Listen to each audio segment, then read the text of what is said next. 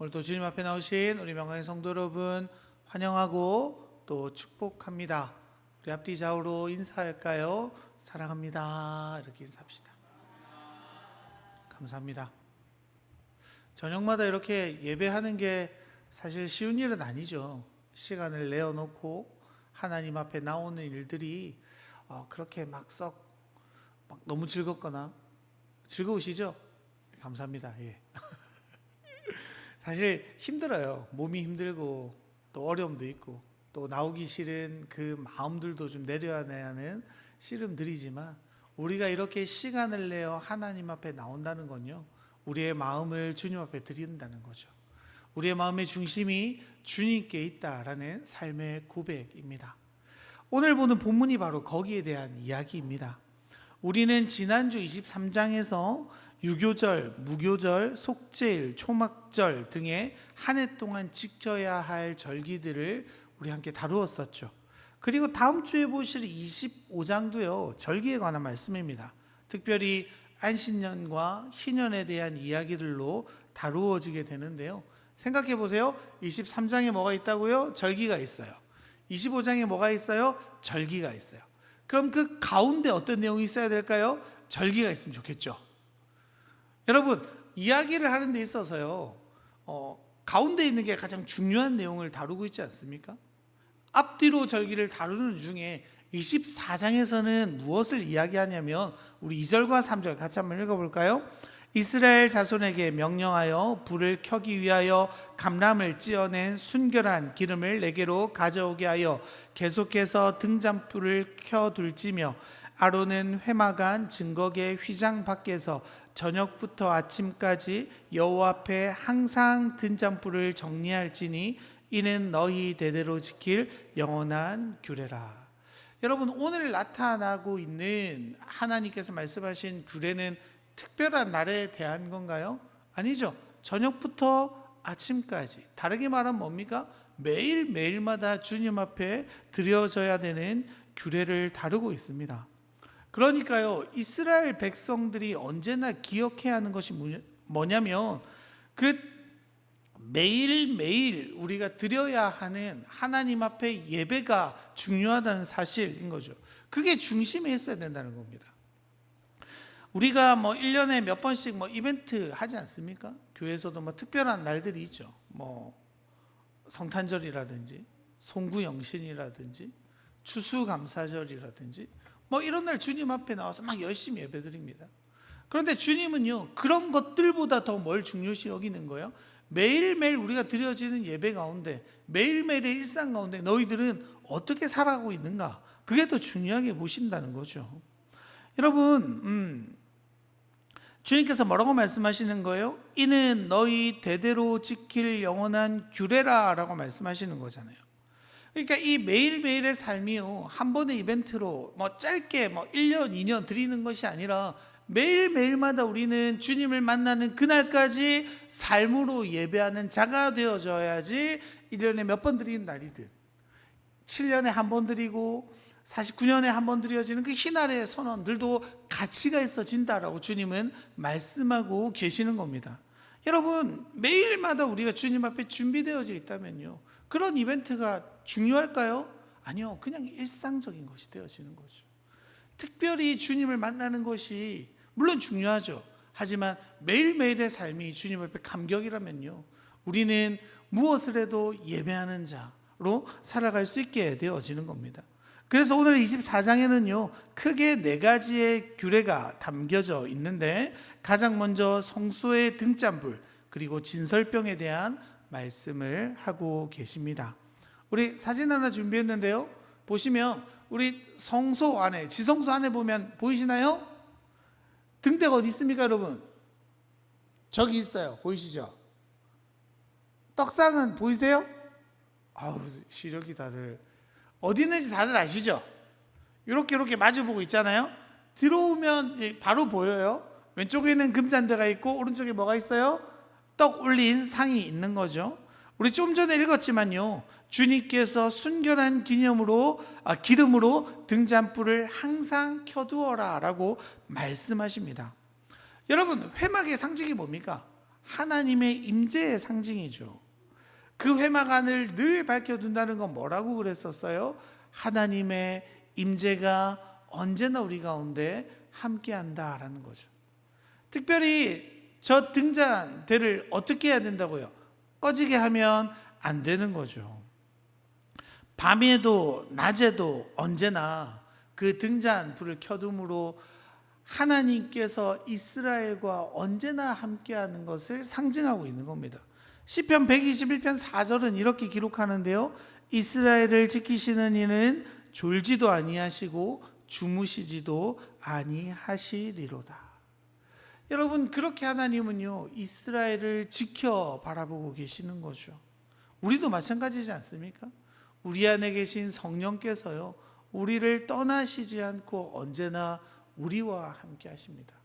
여러분, 이 사실이요 사실 우리에게 굉장한 위로가 되어야 돼요.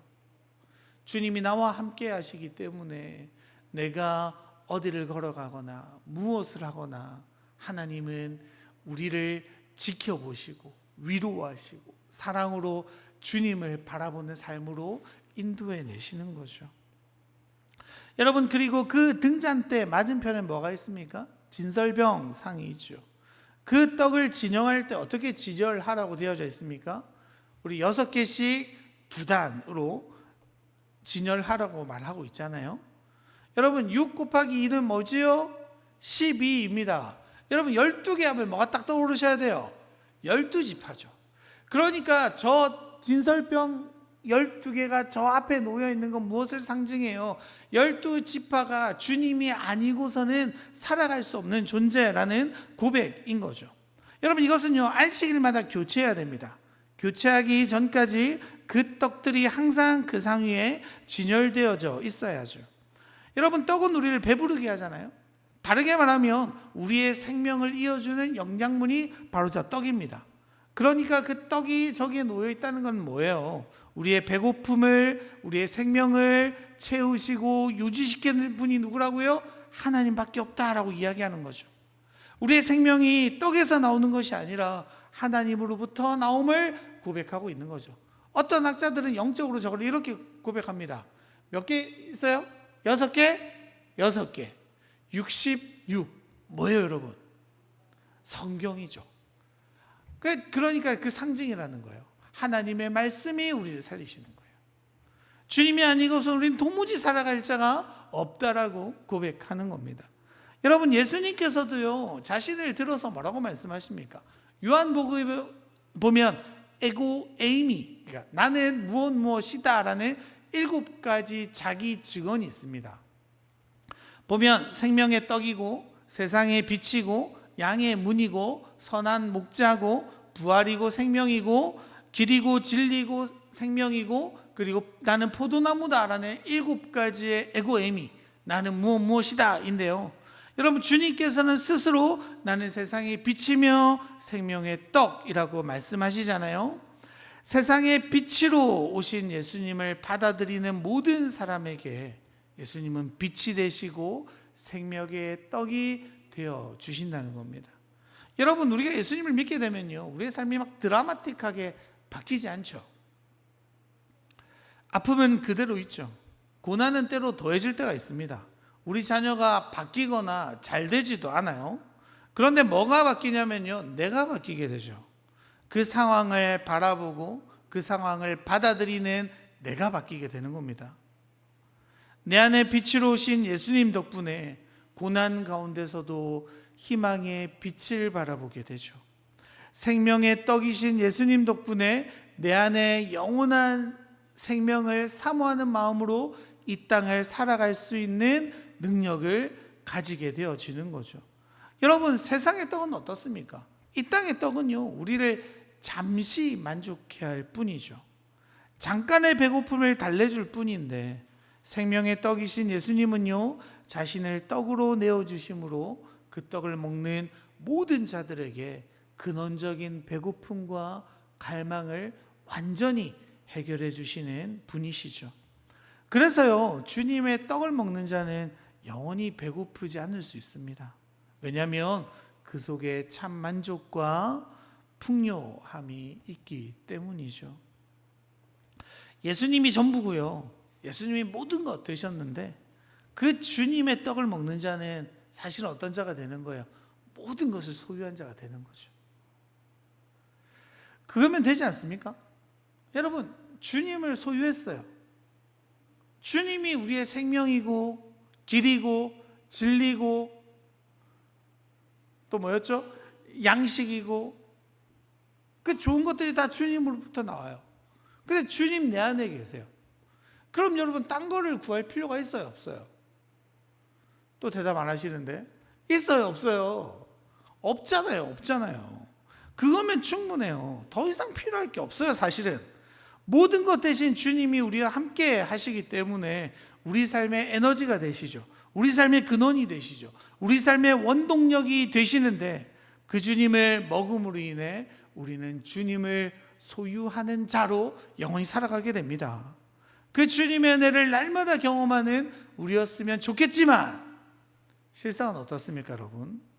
늘 배고프죠. 늘 부족하죠.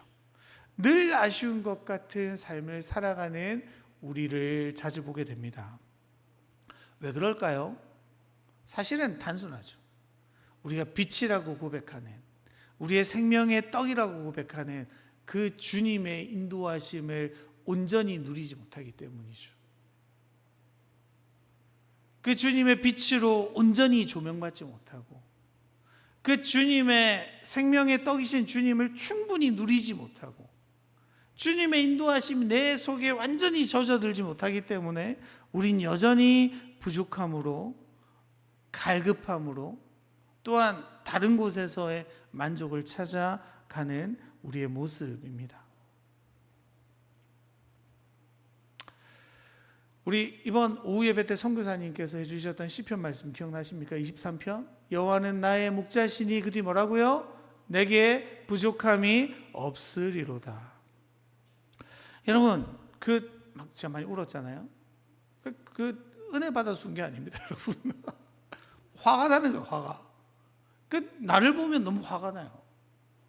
막 설교 시간에 그렇게 주님이면 충분하지 않습니까? 라고 말하고 제가 제일 많이 부른 찬양 뭐예요? 충만 아닙니까? 충만? 난 예수로 막 이러고 찬양하는데 정작 제 안에 날마다 부족해하는 제가 있는 거예요. 주님께서 주시는 것으로 충분합니다 라고 하지만 내 안에 여전히 다른 것들로 욕망을 채우고 싶어하는 제 모습이 보고 있는 거예요. 그러니까 여러분 목사님도 은혜 받았네 이런 게 아니고요. 제 자신을 보니까요, 울지 않고는 견딜 수 없는 거예요. 속상하고 화가 나고 막 짜증도 나고 그런 답답함 때문이죠. 여러분 우리 삶에서요 주님을 누리지 못합니다. 주님의 빛이 내 삶을 비추지 못합니다. 그러면 여러분 우리의 삶이 어떤 방향으로 흘러가냐면요, 그 이야기가 바로 10절의 이야기로 우리에게 나타나지죠. 우리 10절 11절 같이 한번 읽어볼까요? 이스라엘 자손 중에 그의 어머니가 이스라엘 여인이요 그의 아버지는 애굽 사람인 어떤 사람이 나가서 한 이스라엘 사람과 진영 중에서 싸우다가 그 이스라엘 여인의 아들이 여호와 이름을 모독하며 저주함으로 무리가 끌고 모세에게로 가니라. 그의 어머니의 이름은 슬이시오 단지파 딸이었더라. 여러분 여기 자세히 보시면요, 그 아들의 이름이 나옵니까? 안 나와요. 애굽인 아버지의 이름은 나옵니까? 안 나와요. 어머니의 이름만 슬로밋이라고 단지파 디브리의 딸이라고 소개되어지죠. 그러니까 지금 아버지가 누굽니까? 애굽 사람인 것부터가 좀 이상하잖아요. 그런데 우리가 좀 출애굽으로 돌아갈 필요가 있어요. 이스라엘 백성들이 원래 애굽에서 종살이 했잖아요. 그때는 애굽 사람과 이스라엘 사람들이 결혼하는 경우가 종종 있었다고 합니다. 그리고 그들 중에서 출애굽할 때 이스라엘 민족과 함께 나온 사람들이 덜어 있었던 거죠. 우리 출애굽기 12장 37, 38절인데요. 제가 읽어드릴게요. 이스라엘 자손이 람셋을 떠나서 숫곳에 이르니 유아 외에 행하는 장정이 60만 가량이요 수많은 잡족과 양과 소와 심이 많은 가축이 그들과 함께 하였으며, 수많은 잡족이라고 되어 있죠. 다양한 족속들이요 이스라엘 백성과 함께 떠났다는 겁니다. 여러분, 그 중에 누구도 있었던 거예요? 애굽 사람도 있었던 거죠. 여러분, 왜 같이 떠났을까요? 10가지 재앙이 일어나죠. 그들은 분명히 봤습니다. 애굽 땅에 임한 10가지 재앙을 바라보며 하나님이 애굽을 어떻게 심판하시는지, 또 하나님이 이스라엘을 어떻게 보호하시는지를 바라보죠. 이건 좀 이렇게 전설같이 내려온 이야기인데요, 실제로 마지막에 여러분, 마지막 심판이 뭡니까? 장자의 죽음이잖아요. 그 장자의 죽음이 넘어간 게 6월절이죠. 넘어가는 방식이 뭐였습니까? 양의 피를 문설주에 바르는 거죠. 이 전설 같은 이야기지만요, 애굽 족속 사람들 중에요, 이게 9가지나 모세가 한 대로 다 이루어지니까 주목해서 보았대요. 그리고 이스라엘 사람들이 문설주에 양의 피를 바르기 시작하니까 따라서 발라본 거예요. 넘어갔을까요? 안 넘어갔을까요? 죽음이 넘어가게 된 거예요. 그리고 이 사람의 인생을 이스라엘 하나님께 맡겨드리고 같이 떠난 사람들이 여기 나오는 애굽 사람들인 거죠. 여러분, 그렇게 떠나게 되어집니다. 하나님의 능력을 받잖아요. 하나님의 힘을 받어요. 애굽의 신이 전부인 줄 알았는데 그것보다 더 강한 하나님이 있다는 사실에 그들은 떠날 수밖에 없었습니다. 여러분, 여기까지 너무 좋지 않습니까? 생각해 보세요. 여러분, 막 죽어가는 그 땅을 떠났어요. 떠나자마자 자기들 앞에 뭐가 놓여요? 낮에는 구름 기둥으로 시원하게 만들어 주시죠. 밤에는 불 기둥으로 따뜻하게 보호해 주시죠. 어디로 가야 할지 알려주십니다. 하늘에는 만나와 메추라기가 매일마다 떨어지죠. 그들의 신발은 전혀 닳지 않는 놀라운 일들도 경험하게 되어집니다. 사막을 갈 때마다 독충과 그 불뱀의 위협들이 있는데 자기들을 공격하지 않는 이상한 일들도 매일매일마다 경험하게 되어지는 거예요. 그런데 그렇게 하나님의 보호하심을 누리고 있었던 그 가족, 그런데 그의 아들의 모습은 어떻습니까? 하나님을 저주하는 자로 살아가게 되는 거죠. 동족 간의 다툼에서 그 사람을 저주하는 게 아니라 누구를 저주해요? 하나님을 저주하는 이상한 일들이 벌어지게 되어집니다. 여러분, 왜 그런 일이 벌어지는 거예요? 앞서 말씀드린 것처럼요, 그 애굽의 아버지는 분명히 하나님을 보고 나왔을 거예요. 그런데 그는요, 하나님을 따르는 자가 아니라 하나님의 능력을 이용하는 자로 하나님을 따랐을 거예요. 이게 중요하죠, 여러분. 우리의 삶은 어떻습니까? 주님을 따르는 자로 살아가기를 원하세요? 아니면 하나님의 능력을 힘입어 내가 잘 먹고 잘 살기를 원하는 우리가 되기를 원하십니까? 여러분, 그런 아버지의 신앙이었던 거예요. 그 애굽인의 신앙의 밑바닥은 사실은 그랬던 거죠. 그러니까 어떻게 되는 거예요? 그 아버지의 삶의 모습이, 그 아버지의 신앙의 모습이 그대로 자신의 자식에게로 전달되어질 수밖에, 적용되어질 수밖에 없게 되어지는 거죠. 여러분, 그래서 14절입니다. 같이 한번 읽어볼까요? 그 저주한 사람을 진영 밖으로 끌어내어 그것을 들은 모든 사람이 그들의 손을 그의 머리에 얹게 하고 온 회중이 돌로 그를 칠지니라. 여러분, 그렇게 해요. 하나님의 빛을, 하나님의 생명의 양식을 경험하지 못한 자들의 말로가 이렇게 되어져 가는 거죠. 진영 밖으로 끌어낸다는 말이 뭡니까? 그를 이스라엘 공동체에서 분리시키겠다라는 말이죠. 이스라엘 공동체는요, 우리끼리 잘 먹고 잘 살기 위해 만들어진 공동체가 아니잖아요. 그들에게는 분명한 이유가 있습니다. 뭐 때문에 출애굽했어요? 예배하기 위해서죠. 그들은 왜 특별히 부름받았습니까? 예배하기 위해서죠. 그들은 왜 지금 가나안 땅으로 갑니까? 예배하기 위해서예요. 그러니까 이스라엘 백성들은요, 철저히 예배하기 위해 만들었고 세우고 택하신 공동체였던 거죠. 여러분, 우리가 오해하시면 안 되는 게요, 하나님이 이스라엘 백성들이 막 불쌍해가지고 그들이 막 부르짖는 소리 때문에 막 안 돼가지고 건져주신 게 아니라요, 애굽에서는 예배할 수 없으니까요, 애굽에는 온갖 잡신들이 널려 있으니까요, 하나님을 빼어내어 하나님을 예배하는 자로 불러가시기로 결정하는 거죠. 여러분, 이스라엘은 철저하게 예배 공동체입니다. 신앙 공동체입니다. 그들이 추구하는 삶은요, 거룩이에요. 거룩. 이스라엘 사람들의 정체성이 그렇기 때문에요, 그들에게 왜 사는가라고 물어보면 그들은 뭐라고 대답해야 됩니까? 예배하기 위해서요, 하나님께 영광을 돌리기 위해서요, 우리는 살아갑니다 라고 대답해야 됩니다. 그렇다면 여러분, 이 시대를 살아가는 우리에게도 똑같이 적용되겠죠. 여러분, 왜 살아가십니까? 대답해 주셔도 돼요. 왜 살아가세요, 여러분? 자신 없으셔서요, 그래요? 한번 해보세요. 이게 아무도 뭐라 안 해요. 여러분, 왜 살아가세요? 예배하기 위해서요. 왜 살아가세요? 하나님께 영광 올려드리기 위해서죠. 여러분, 사실요, 우리의 삶의 모든 문제에서 이렇게 대답할 수 있으면요, 우리 삶의 모든 문제가 해결되어집니다. 하나님께 영광 올려드리기 위해서라고 하면요, 나의 가난함도 무엇 때문이에요? 하나님의 영광 때문이죠. 나의 부유함도 무엇 때문이에요? 하나님의 영광을 위해서죠. 내가 명광교회에 있는 것은요, 하나님의 영광을 위해서죠. 내가 그 남편과 함께 사는 이유가요, 하나님의 영광을 위해서죠. 여러분, 우리의 인생이요, 굉장히 단순해지는 길은 하나밖에 없어요. 내 삶의 걸음걸음이 하나님의 영광을 위함입니다 라고 고백하면요, 내 삶의 모든 문제들이 이해되어집니다. 내 삶의 모든 문제들이 문제가 아니게 되어집니다. 내 삶의 모든 아픔과 근심조차 하나님께 올려드리는 놀라운 역사가 이루어지게 되어지는 거죠. 그러니까 사실 우리가 뭘 고민해야 되는 거예요? 왜 내 인생이 이럴까? 왜 내 환경은 이럴까? 나는 왜 이럴까가 아니라, 내 삶은 과연 주님께로 집중되어져 있는가? 내 삶은 하나님의 영광을 바라보고 있는가? 나는 매일매일 예배하려는 마음으로 살아가는가? 이게 우리의 삶의 중심이 되어야 한다는 겁니다. 여러분, 그래서 여러분 어떻게 하는 겁니까? 그 공동체 가운데 하나님을 저주하는 자를 내버려 둘 수 있어요? 없어요? 없어요.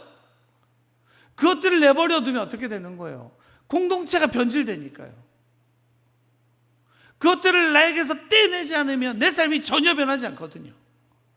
여러분, 죄는 그렇게 들어옵니다. 한 번의 잘못을 허용할 때, 내 삶에 들어오는 작은 유혹들을 허용할 때 와르르 무너져 버리는 경우들이 얼마나 많이 있는지 우리 잘 알잖아요.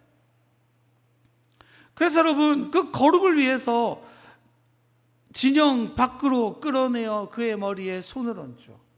그 저주의 소리를 들은 자들이요. 여러분, 손을 머리에 올려놓는다는 건 무슨 의미입니까? 전가죠. 죄의 전가입니다. 그 소리를 들은 모든 자들이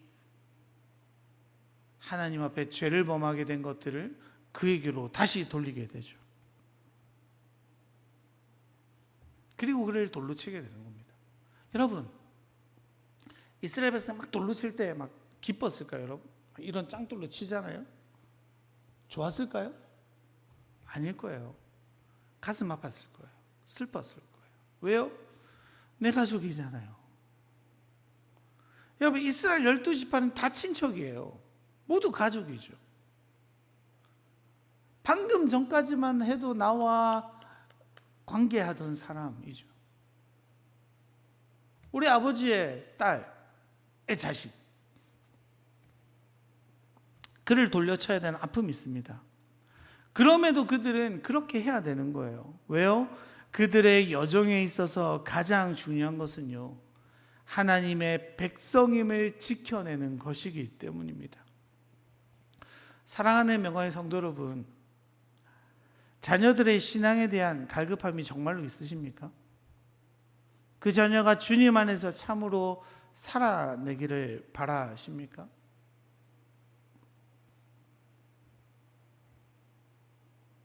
그럼요, 내가 먼저 돌을 들어 자녀를 치는 심정으로 훈계하며 기도해야죠. 아프지만요, 그렇게 해내지 않으면 결국 그 자녀가 어떻게 되는 거예요? 진짜 돌에 맞아 죽게끔 그렇게 갈 수밖에 없는 겁니다. 여러분, 우리 믿잖아요, 그렇죠? 여러분, 예수 믿으면 어디로 가요? 천국 가잖아요. 예수 안 믿으면요, 지옥 간다고 정말로 믿으세요? 그럼 왜 안타까워하지 않으세요? 주님 안에서 정말로 평안이 있다고 믿으세요? 주님 말이 우리의 해답이라고 믿으세요? 그럼 왜 내 자녀가, 내 가까운 사람들이, 내 이웃이 그곳을 향해 걸어가고 있는데 우리는 왜 안타까워하지 않을까요? 두 가지죠. 정말로 믿지 않거나 정말로 사랑하지 않거나. 어디에 들어가십니까? 둘 다거나. 안타까운 거죠. 여러분, 그렇게 주님을 누리지 못하고 주님의 빛을 따르지 못하는 자들의 모습이 이런 모습이다라고 주님은 예시를 들어가며 그들에게 보여주십니다. 그런데 이 사건 이후로 주님은 또 뭐라고 말씀하시냐면 우리가 잘 아는 법에 대해서 또 말씀하십니다. 눈에는 눈, 이에는 이의 법령을 선포하시는데요. 우리 20절 읽어볼까요? 상처에는 상처로, 눈에는 눈으로, 이에는 이로 갚을지라. 남에게 상해를 입힌 그대로 그에게 그렇게 할 것이며. 여러분, 이 말씀이 이제 여기뿐만이 아니라 자주 등장하죠. 출애굽기 21장에도 신명기 19장에도 똑같은 말씀들이 기록되어져 있습니다. 여러분, 이 눈에는 눈, 이의 주요 취지가 뭡니까? 그가 행한 대로 갚으라 라고 말씀하는 거죠. 여러분, 그가 행한 대로, 좀 다르게 번역해야 되는데, 그가 행한 만큼만 갚으라 라고 하는 게 좀 더 우리가 이해하기 좋을 것 같습니다. 여러분, 왜 주님은 눈에는 눈, 이에는 이라고 규정 받으셨을까요? 우리 때문이죠. 여러분, 우리 생각해보세요. 내 눈을 잃었어요. 그럼 상대방 눈만 뺐으면 우리 속이 풀립니까?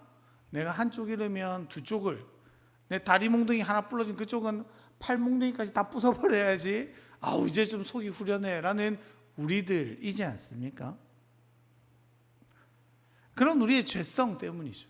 그러니까 주님은 가해자와 피해자 모두를 보호하시려 그들에게 분명한 한계를 정해두고 있습니다.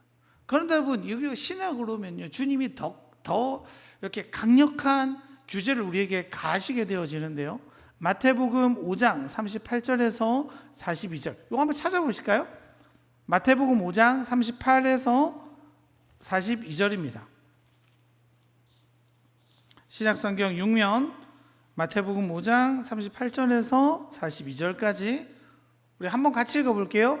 또 눈으로는 눈으로, 이는 입으로 갚으라 하였다는 것을 너희가 들었으나 나는 너희에게 이르노니 악한 자를 대적하지 말라.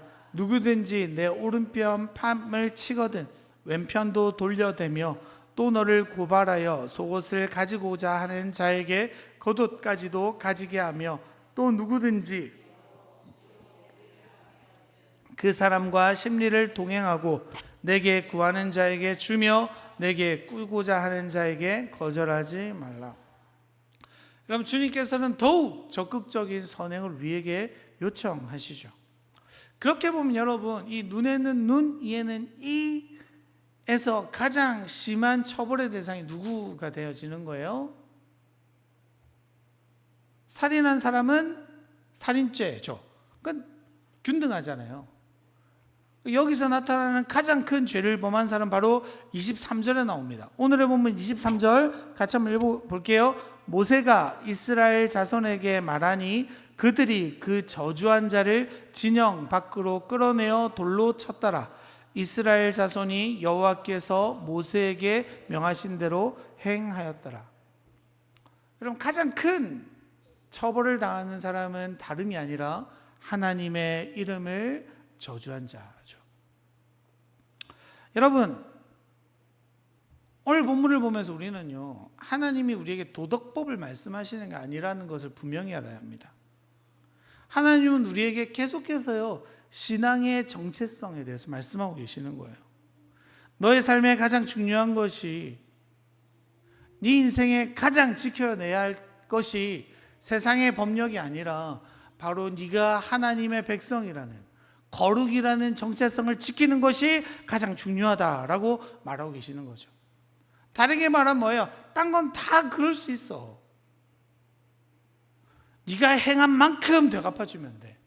근데 뭐는 안 되는 거예요? 하나님을 모독하는 일만은 해서는 안 된다라고 말하는 거죠. 여러분, 타협해서는 안 되는 게 있다고 주님께서 우리에게 분명히 말씀해 주시는 겁니다.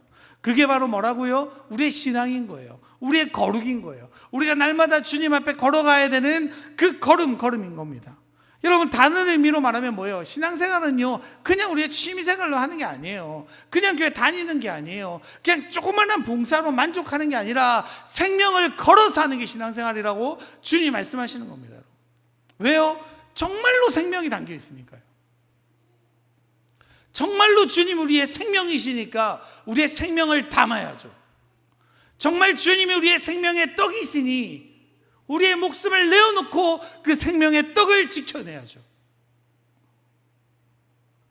그래서 우리가 오늘도 살아내야 하는 핵심이 뭡니까?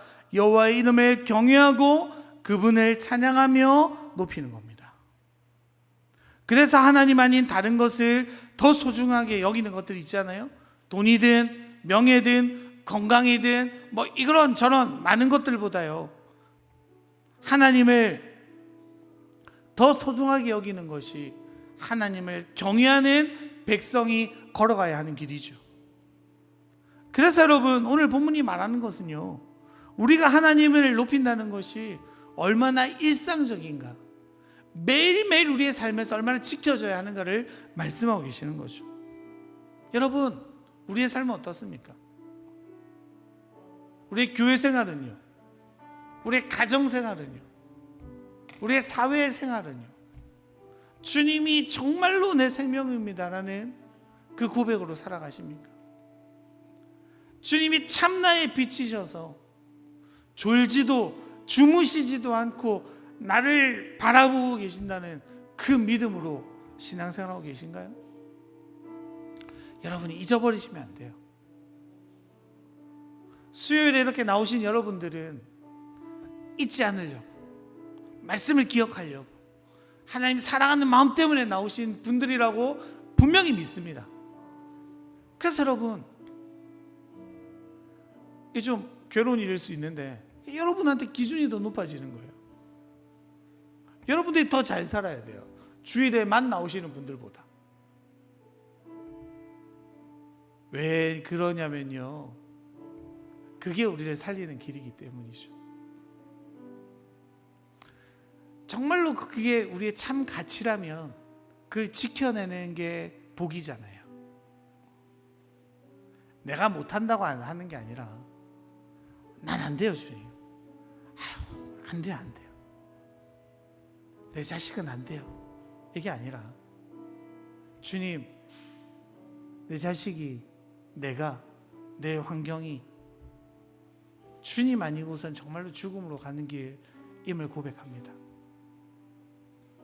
내 가정이 주님 아니고서는 죽을 수밖에 없는 우리의 가정임을 고백합니다. 우리 교회가 매일매일 삶으로 주님 앞에 예배하지 않는다면 우리 교회는 죽은 교회임을 고백합니다. 이 고백이 우리의 고백이어야죠. 다시 말씀드리지만 여러분, 신앙생활은요, 우리의 생명을 내어놓고 하는 거예요. 참 생명을 가진 자들이기 때문이죠. 그 생명을 소유한 자는 영원히 배부를 거래요. 영원히 만족할 거래요. 다른 것들이 필요 없을 만큼. 한 주간 저도 굉장히 씨름한 한 주였습니다. 이 말씀을 준비하면서 저도 계속해서 돌아봐요. 날마다 없는 것에 집중해 불평하는 내가 있죠. 나보다 소위 잘 나가는 사람들을 향해 질투하는 제가 있죠. 주님의 사랑이 아니라 다른 것들로 만족감을 누리고 사랑을 취하려는 제 모습이 언제나 있죠. 이번 주는 그렇게 기도했어요. 하나님, 정말로 주님이면 충분하다고. 여호와는 나의 목자시니 내게 부족함이 없으리로다. 그 주님의 음성에 내가 동의하게 해달라고 계속해서 기도했습니다. 우리들의 고백도 마찬가지였으면 좋겠습니다. 우리에게 생명이 주님이십니까? 주님의 빛이 우리 안에 있으십니까? 그 주님의 빛으로, 주님의 떡으로 충만해 날마다 주님으로만 만족을 누리는 우리가 되기를 원합니다. 그러한 마음을 담아서요, 우리 이 시간 함께 찬양하며 나갈까요?